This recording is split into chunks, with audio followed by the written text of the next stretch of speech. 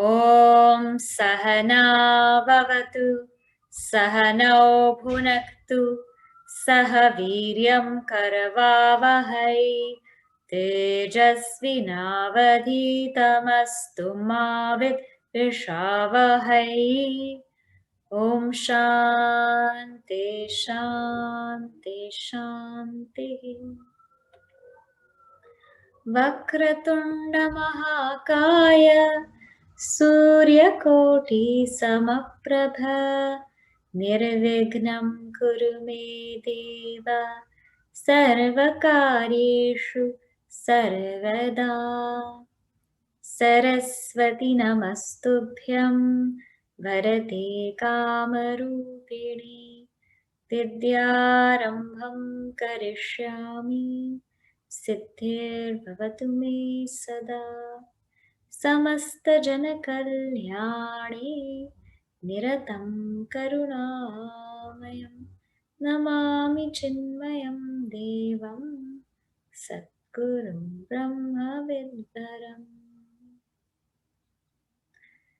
Narayanam Namaskritya Naram Chaiva Narotamam Devim Saraswatim Vyasam Tato Jayamudire.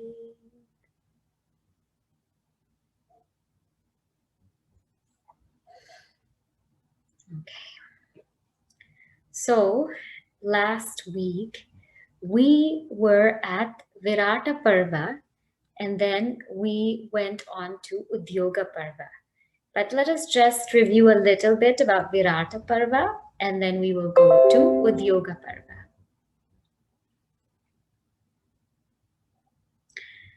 So last time what we saw was the Pandavas came out of their exile. And that 13th year was really a year of expansiveness. We saw that the Kauravas, they came to try to discover where the Pandavas were hiding so that the Pandavas could go into 12 more years of exile. But, the time was actually up. And when they came to steal the cows of Virata, Arjuna defeated them. And their period of exile ends and Uttara is married to Abhimanyu. So we saw all of this last time. And what we also saw was how each of them had their own tapasya in Virata Parva. What we didn't explore was Draupadi's tapasya. What was her role of expansiveness? Her role of expansiveness was this. Draupadi was a very beautiful woman, and so she stood for beauty, she stood for devotion, for surrender, for strength. And in this Virata Parva, her disguise was to be a beautician or a hairdresser, and that entails making other people beautiful. And so her expansiveness then became, we become beautiful not when we are beautiful, but when we make others beautiful too. Her expansiveness was making other people beautiful, making other people shine, making other people glorious, so that when she rises up, everyone rises up with her. And so that was the significance of Draupadi's disguise. And in our Shastra, that is how true beauty is defined. It's not that a person wants all the attention, all the glitz, all the glamour on them, but it's that they want to spread everything that they have so that everyone else gets it too. So this was Draupadi's expansion in Virata Parva. We started a little bit about Udyoga Parva last time, wherein now they're starting to form armies. They're starting to prepare for war. The Pandavas want peace, but they're preparing for war just in case. You never know what's going to happen. And we started where Duryodhana and Arjuna went to see Lord Krishna. And although Duryodhana got there first, he stood at the head of Lord Krishna and Arjuna stood at the feet. And so when Lord Krishna woke up, he saw Arjuna first. And because Arjuna was younger, he could choose first what he wanted. And Lord Krishna said, you can have my entire army, or you can have me, who will not fight, will not pick any weapon. And Arjuna said, Lord Krishna, I choose you. And as I said last time, this was the very moment that Duryodhana lost the battle. Duryodhana thought that he picked a whole army, thousands of wonderful things on his side, but he forgot the most important component, which was Lord Krishna. If we pick everything in the world, if we choose everything in the world, but we don't choose God, it's as good as choosing nothing. And this is where many a times we fail in life. In life, there are only two choices that we have every single day. In Kathopanishad, it is called Shreyas and Preyas. It is called God or the world. Every day, I have these two choices. Do I pick God or do I pick the world?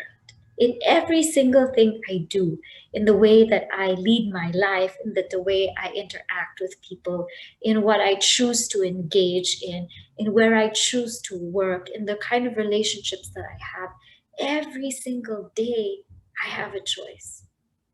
And the thing is, if we pick Bhagavan, we win.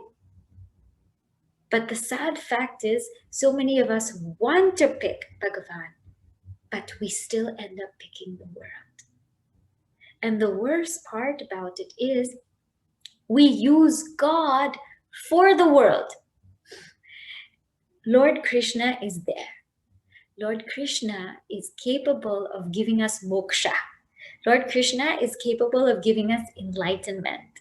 But we go in front of Lord Krishna and we say, please help my business prosper. Please help my family be okay. The one that is capable of giving you and I moksha, you and I have the guts to go in front of him and say, please make everything okay. We use God for the world. That's Duryodhana. We think that Duryodhana is a character in Mahabharata, this evil genius that keeps plotting and plotting against the Pandavas. But even this, using God to get to the world, that's also Duryodhana. That's also in us, isn't it? We can't deny that. But Arjuna used God for God. He said, I choose you and only you. And more so than that, how does Arjuna choose Lord Krishna? He says, Lord Krishna, you be my charioteer. You take up the reins and you decide where I will go. Who will I fight with? What will I do? You decide. Not only did Arjuna choose Bhagavan, but Arjuna surrendered to Bhagavan. And that's why he wins. Duryodhana stands at the head of Bhagavan. He goes to God with ego, wanting to look at God's eyes and wanting to demand, wanting to ask because he thinks he deserves. But Arjuna goes to God's feet and says, I want to serve you first. Tell me what I can do for you because I want you to take over my life. When that happens, we win. When we choose God and when we surrender to God, we have already won. Even if there's a seeming battle in life, even if there's seeming ups and downs, even if there's so many things going on, we already won. It's already done. And besides, the game of life is not even meant to be won, it's just meant to be played because it's just a game. So, in this way, Arjuna has that victory for the Pandavas. And that was a very huge defining moment in Mahabharata and also in our lives because we are the choices that we make.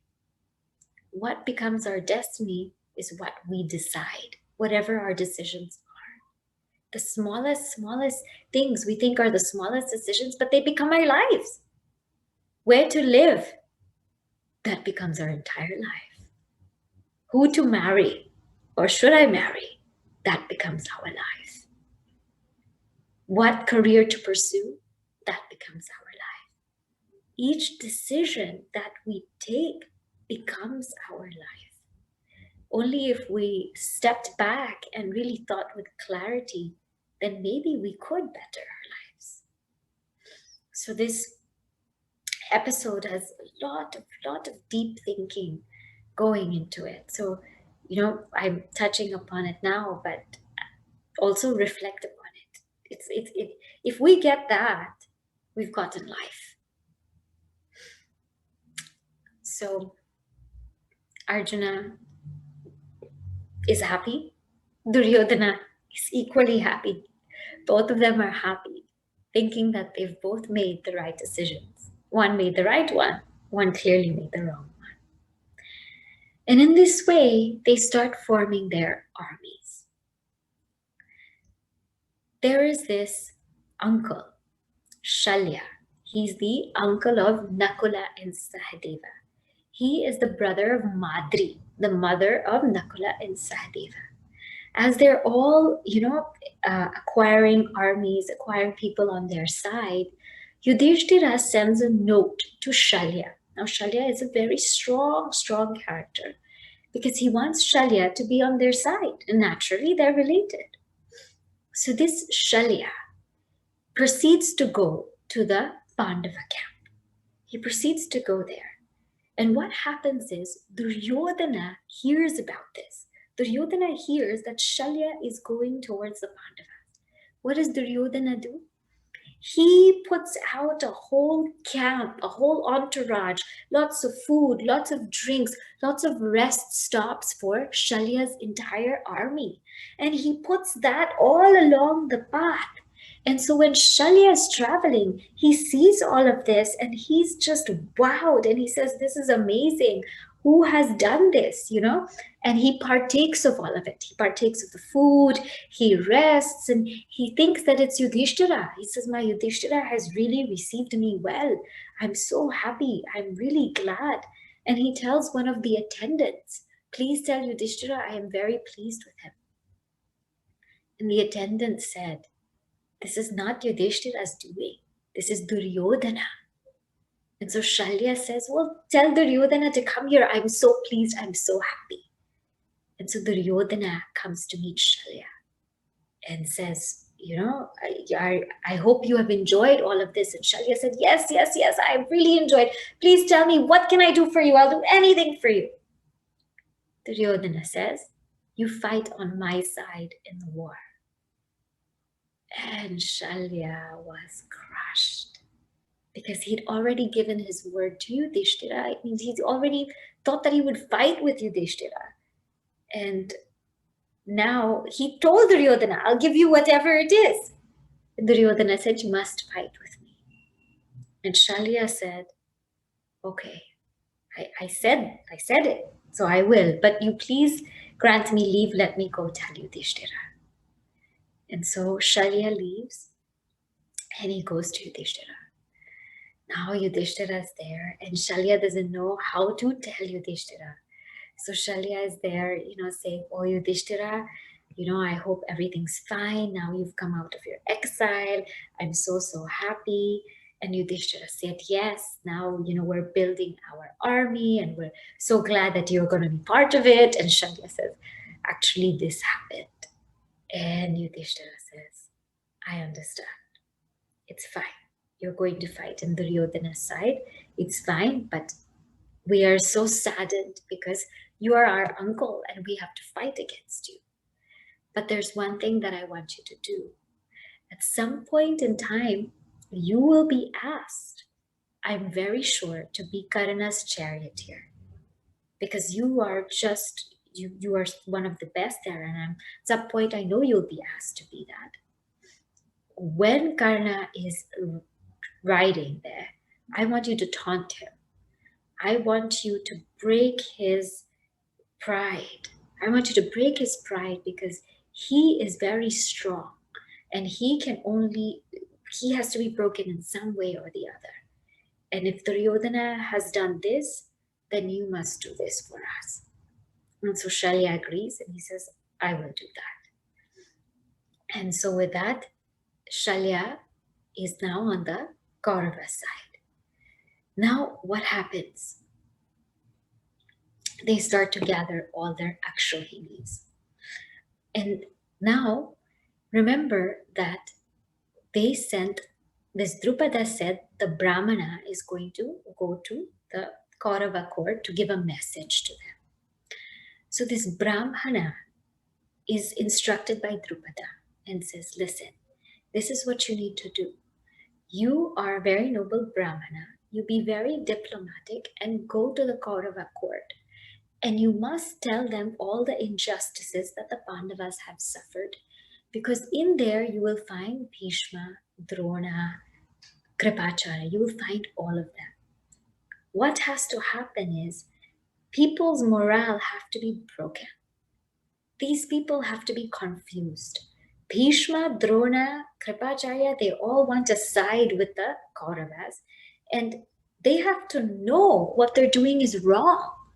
You have to say it in their face. You have to say it that it's wrong.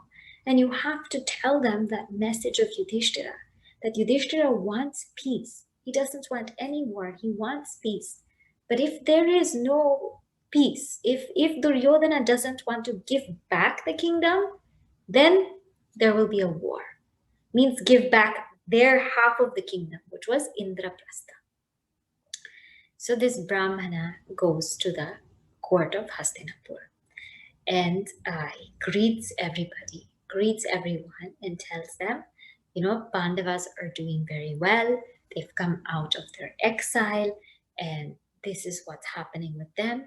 Yudhishthira just wants peace, although he suffered so many injustices by the Kauravas. And he enumerated everything.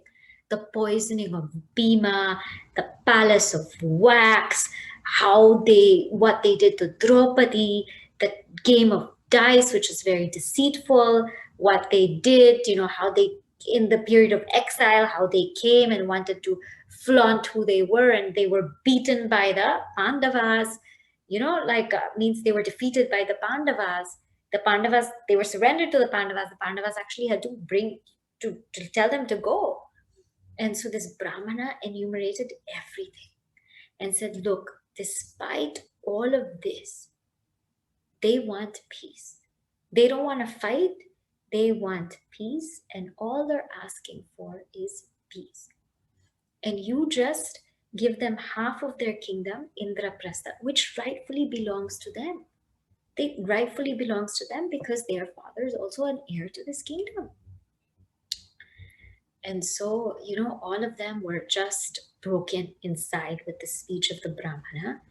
And this Karna goes on, and he says, no, they need to go for many more years of exile. They were caught, and I know Duryodhana won't give them anything.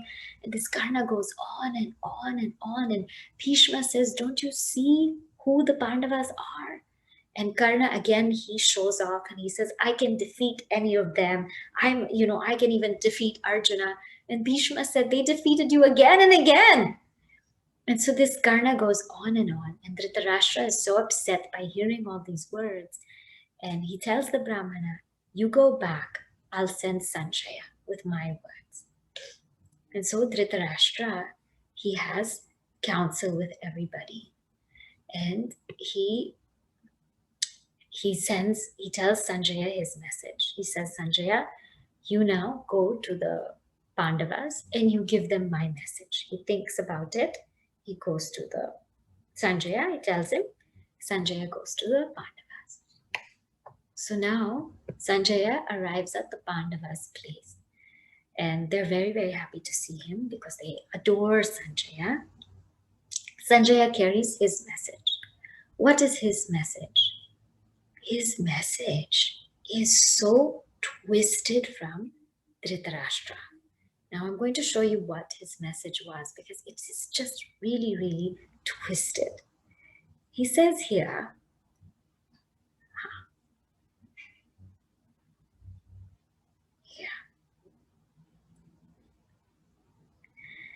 he sends a long message and he says to them, there's nothing like the sacrifice of one's life for the sake of family. If you insist on fighting with the Kauravas, you might be able to destroy them, but what will you get? You will be happy all your life since the death of one's relations doesn't give happiness. Means you think you will be happy, but you won't be happy. Yours will be living death. Even if you live after the death of your cousins, it will be like living death if you live after the death of your cousins. And he says, give up your anger against me. And if they don't give back, if the sons of Kuru don't give back your kingdom, go back to the forest and spend the rest of your life there with your friend and cousin Krishna, and you can live by begging alms. He says this. And he says there's no point of you desiring because desire is the source of all impediments. So, and you are a wise man, and someone who renounces desire will gain unspeakable praise. So this Dhritarashtra twists the whole thing. He tells Yudhishthira that Yudhishthira, you've been in the forest for so long. You've been in the forest, you've had patience for 12, 13 years. Why not continue to have patience? Why do you even have this desire for the kingdom? Give up all kinds of desire for any kingdom. Why do you even want that? Now you're so used to living in the forest, you might as well live in the forest. If Duryodhana and all don't want to give the kingdom back to you, leave it. Let it be. You spend your time begging there in the forest and you stay there. And the Pandavas just didn't know how to respond to this. Dhritarashtra twisted the whole thing and is saying that, okay, even if you fight, what will you gain by it? Even if you may win, what will you gain by winning? After defeating all of the Kauravas, what will you be able to live? So he starts playing mind games with all of them. And Yudhishthira is so upset because the thing is, he's a Kshatriya. He's not a Brahmana. If he was a Brahmana, it would be a different story. A Brahmana is not supposed to have all of these desires. A Brahmana is supposed to spend time in prayer and fasting and in vows and tapasya and all of that. And not supposed to be interested in all of kingdom. But he's a Kshatriya. That's his dharma. He has to protect that. He has to protect justice. So Sanjaya is just so heartbroken also that he has to give this kind of message to Yudhishthira, and he saw Yudhishthira's face. Yudhishthira said, listen, Sanjaya, please tell Dhritarashtra that he has to give me half my kingdom or else we will have to have a war because that's what we have to do. And he tells Sanjaya, I don't feel any ill will towards you. I know you are a messenger. I know you are just doing your dharma, and that's completely fine. And he tells Sanjaya, when you go there, you please, greet Bhishma, Kripa, Vidura, greet all of them for me. Greet everyone in the kingdom. Tell them I send my best wishes. Tell them that I want everybody to be safe. I want everything to be okay. Tell them that I just want peace. I don't want anything else. And all of the Pandavas were so upset at this. And finally, before Sanjaya leaves, Yudhishthira tells him, listen, Sanjaya, if he's not willing to give me half my kingdom, it's okay. Tell him even 5 villages is enough. And everyone's face was like, what is Yudhishthira doing? Yudhishthira says, just even 5 villages is enough. I don't want war. I don't want to have to go through this whole thing. And so Sanjaya, with a head very, very heavy, he goes back to Hastinapur. And he looks at Dhritarashtra. And Dhritarashtra is waiting for the message of Sanjaya. Sanjaya says, I can't even talk. I don't even want to talk. I'm just so upset that you had to send me to do such a kind of thing. You know how noble the Pandavas are. You know how great they are. And in spite of that, you send a message like this. He says, I just need to rest. I need to calm my mind and I'll see you tomorrow. And this Dhritarashtra is so incredibly restless. He cannot sleep. He cannot do anything. He's incredibly restless because he's waiting for what the message is. Are they going to have a war or not? What are the Pandavas going to do? And so he sends for Vidura and he says, Vidura, please comfort me. I can't sleep. I can't think. I can't do anything. I'm just feeling so terrible. And Vidura says to him, of course, and I will tell you why. And it is at this point in Mahabharata, in this Udyoga Parva, that one of the gems is given, which is called Vidura Niti, the teachings of Vidura to Dhritarashtra. Now, these teachings are so incredibly beautiful. We will go through some verses so you have an idea of what Vidura is telling Dhritarashtra. Mind you, this is a conversation between two brothers. And how much counsel Dhritarashtra is getting, but for some reason still he's not able to get it. So let us see a sample of what kind of counsel he is receiving. I'll share here with you.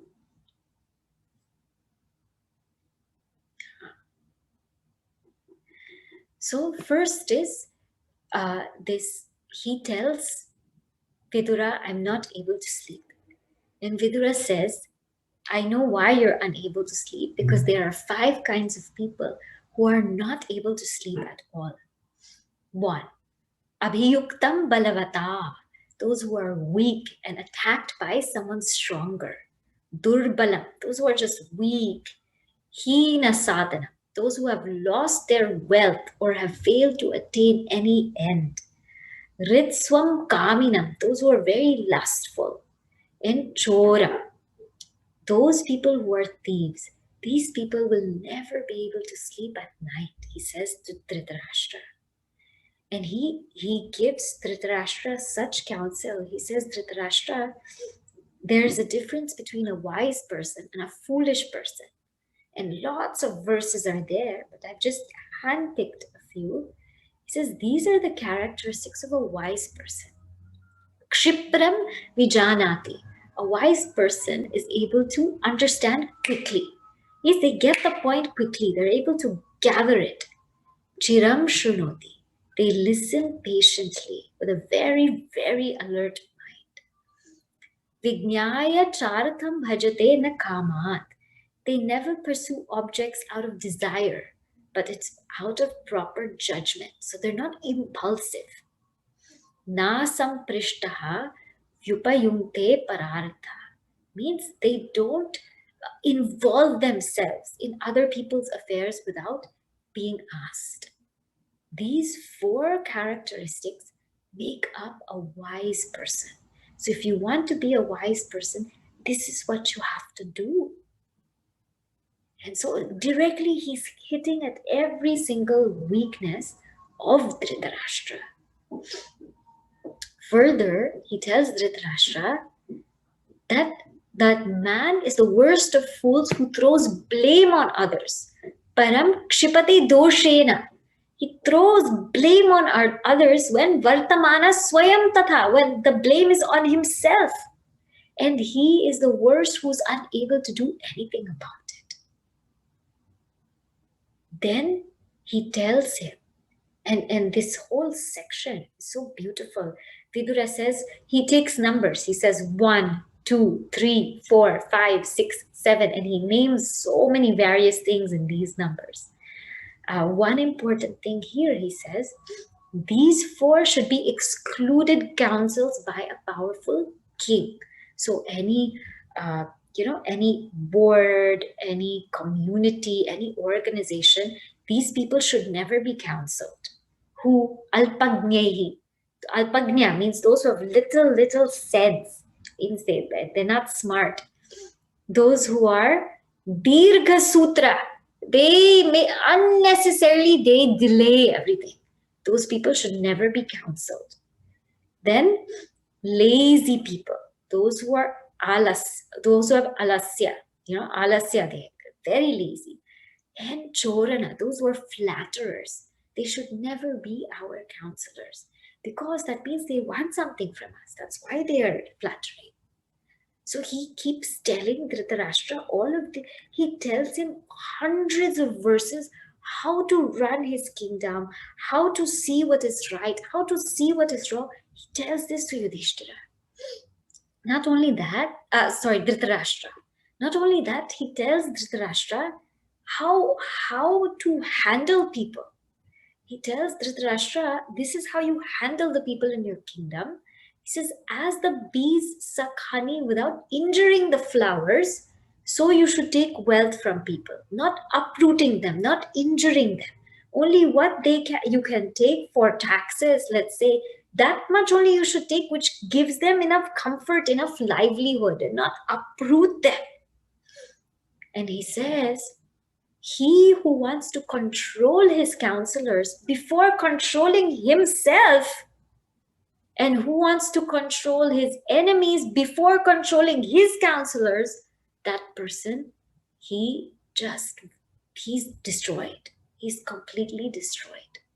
The one who tries to control other people without first controlling themselves, they will never ever succeed.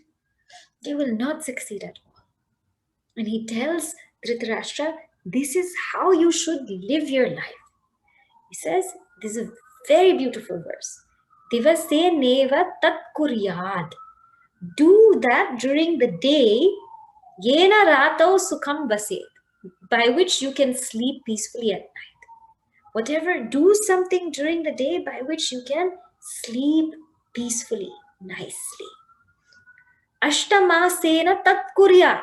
And do that during 8 months of the year, yena varsha sukham vaset, by which you can pass the rainy seasons happily. So with us, it's like the winter, because winter we have to be inside most of the time. So do that for the 8 months so that you can pass your winter in peace. And he says, Purve vayasi tat kuryat. Do that in your youth. Yena vriddha sukham vaset, by which you can enjoy in your old age. And yava jivena tat kuryat. Do that in your life. Yena pretya sukham vaset, by which you can enjoy hereafter. This is how life should be lived. And he gives all of this advice to Dhritarashtra. And Dhritarashtra, he's listening, and he keeps telling Vidura, tell me more. And so Vidura tells him all of these wonderful verses. Then after that, Dhritarashtra is a little bit more curious, and he says, I want to know about death. Please tell me about death. And Vidura says, I cannot tell you about that. For that, we will have to invoke Sanat Sujata.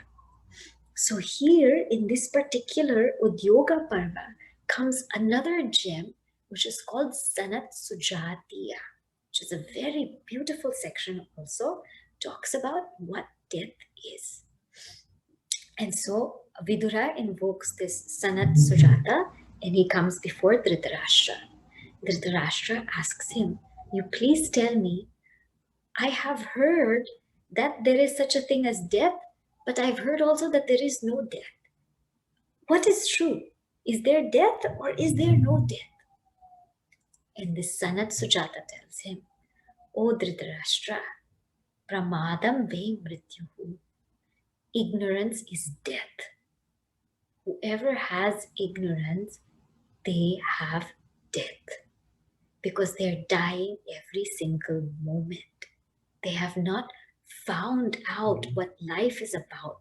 They have not found out the source of life, the source of happiness of life.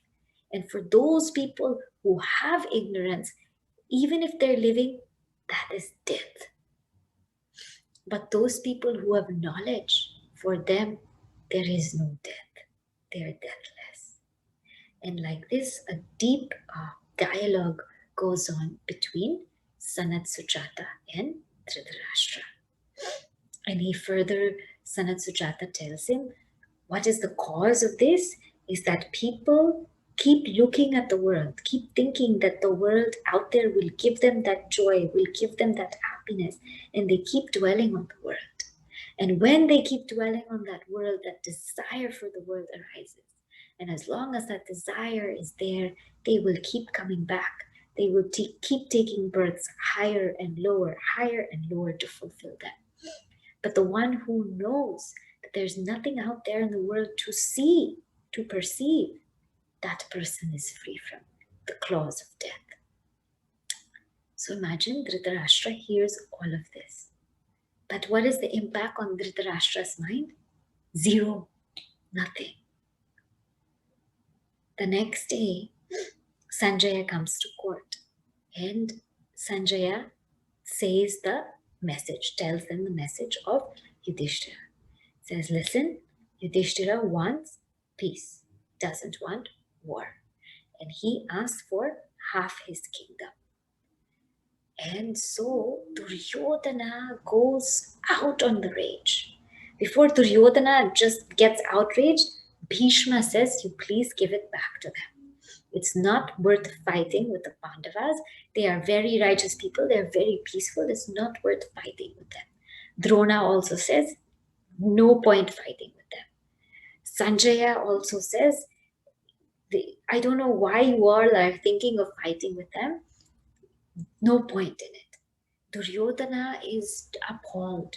He says, listen, no matter what happens, we will fight. And Sanjaya says, they have 7 Akshohinis, 7 huge armies.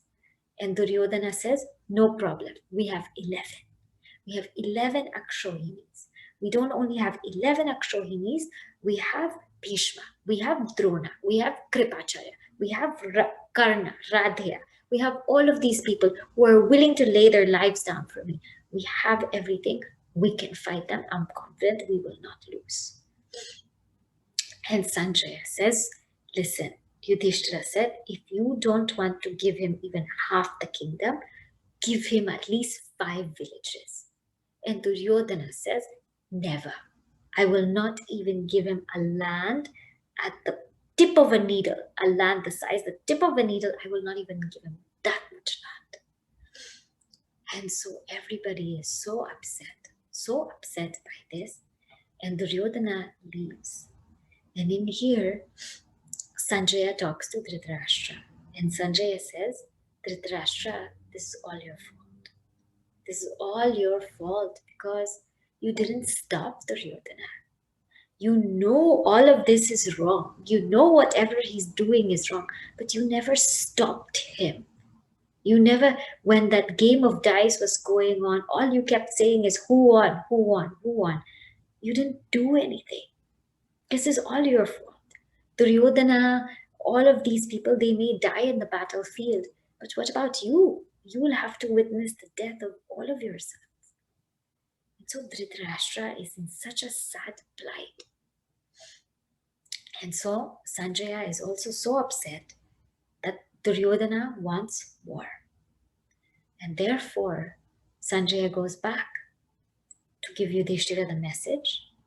And this time, Yudhishthira says, this time, Lord Krishna, you please tell us what to do. And Bhagavan Krishna says, I will go. I will go as that messenger.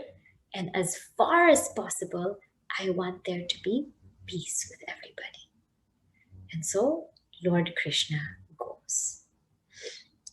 Now, before we see what happens with Lord Krishna, let us see the Akshohinis, just so you have an idea of what an Akshohini is. I'll just show you. So you know how many people were involved in this Mahabharata war. It's quite stunning, actually. Yeah, here. So an Akshohini is a unit, one unit. In this one unit, there are 21,870 chariots in one Akshohini, okay? And there are 21,870 elephants. And then there are 65,610 horses. And then there are 109,350, these are foot soldiers. I don't know if you can see. So this in one Akshohini, the ratio is 1:1:3:5. So one Akshohini is 218,700 total. Total units, if you want to say. This is one Akshohini. In the Kaurava side, they had 11 Akshohinis. So that's about 2.4 million beings. They had this Bhagadatta, Shalya, Bhurishravas, Kritavarma. Kritavarma was of Lord Krishna's army. Jayatratha, Sudakshina, Vinda, Anuvinda, other kingdoms, and the Narayaniya Sena. So they had all of these people, 11, 2.4. And in the Pandava army, they had 7 Akshohinis, about 1.5 million. They had Satyaki, Drishtaketu, Jayatsena, the princes of Kekaya, Drupada, then Virata, then the kings of Pandya and Nila and Maheshmati. So this was the size of that Mahabharata war. Lord Krishna tells Yudhishthira, listen Yudhishthira, I know that this Duryodhana is only going to want war. I know that, but still I am going to go for peace. Still I'm going to go for peace, and let's go and let's do our best, because I don't want any blame to come on the Pandava side. So Lord Krishna, he goes. And this Hastinapur, they hear that Lord Krishna is coming. They hear the arrival of Lord Krishna. They want to prepare so many wonderful things. And Bhishma tells Dhritarashtra, don't waste your time. Krishna doesn't see all of these things. Duryodhana also wants to prepare a nice feast for Lord Krishna and invites him to eat. But actually Duryodhana tries to poison Lord Krishna. He wants to poison him. But luckily, what Lord Krishna does is he goes and he eats with Vidura, and he stays with Vidura, and he's so happy to be with Vidura. And Vidura's house is so simple, so noble. In that famous verse in the Bhagavad Gita, Patram Pushpam Phalam Toyam. That pleases Lord Krishna, not this whole palace of all these things which Duryodhana prepared. And so the next day, Bhagavan Krishna goes in and he wants to make peace with everybody. He salutes everybody, he greets everybody, and he tells everyone, all that the Pandavas want is peace. All that they want is half their kingdom, and you please give them only that. And everybody, Bhishma, Drona, Dhritarashtra, Gandhari, everybody wants peace. Everyone is saying, okay, fine, give them half that kingdom.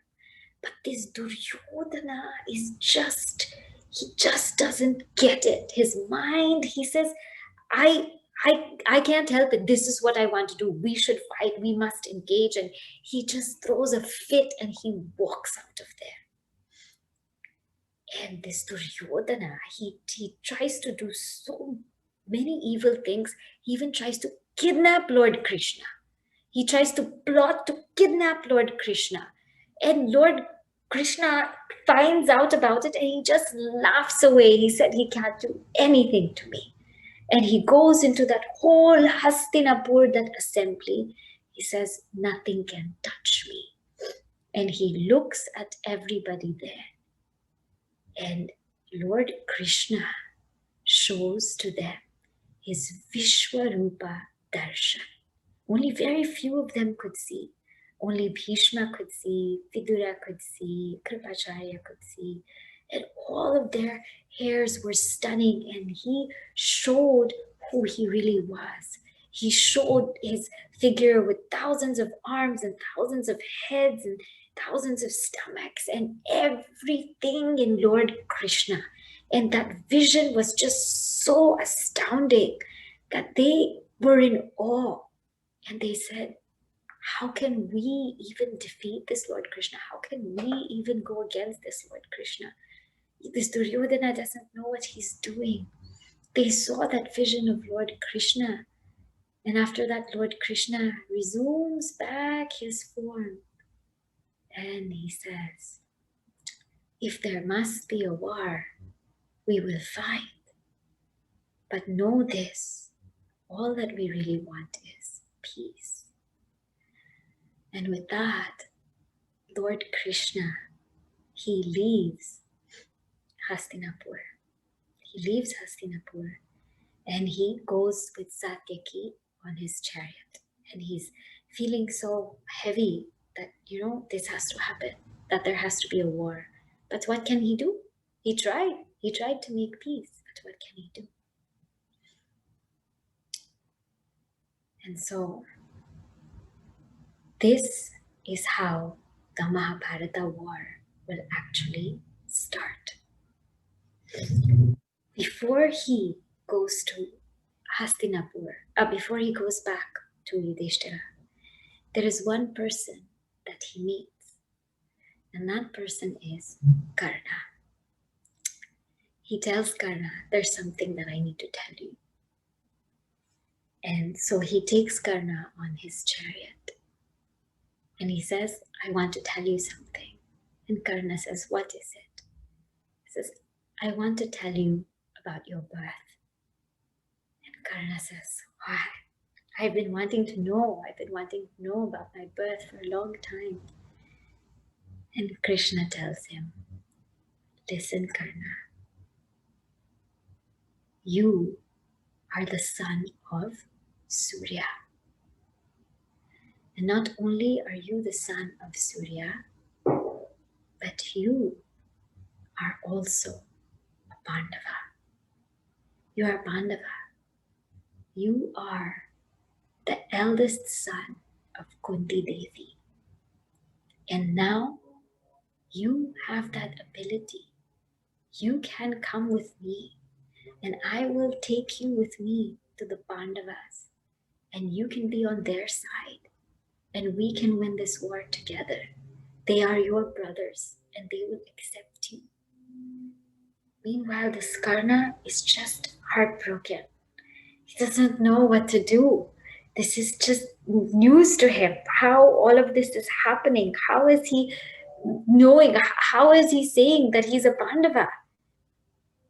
And he's just shivering. He's shattered. And he says, I can't do that. Lord Krishna says, you can. You have the choice now to come with me.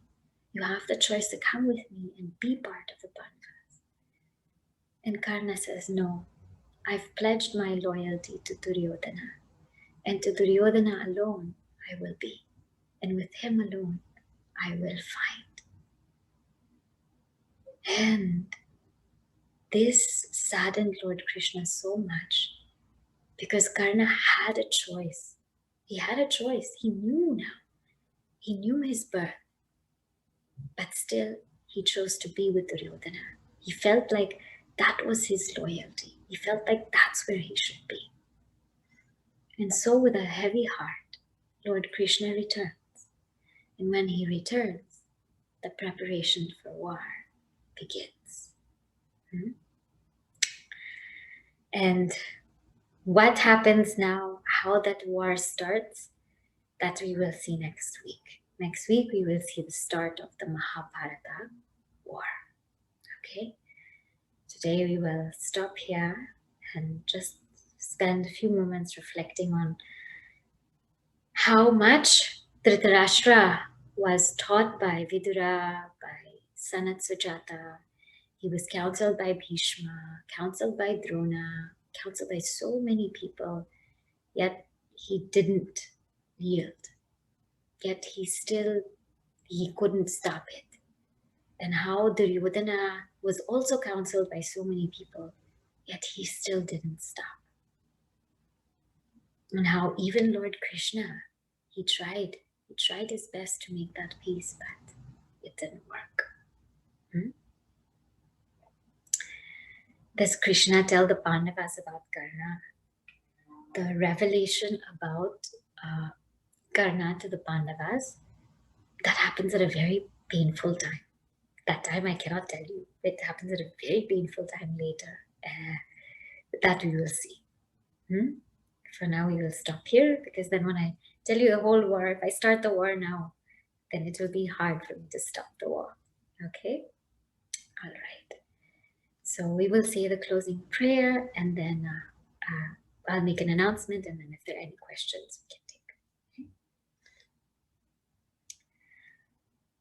Om Purnamadah Purnamidam Purnat Purnamudachyate Purnasya Purnamadaya Purnameva Vashishyate. Om Shanti Shanti Shanti.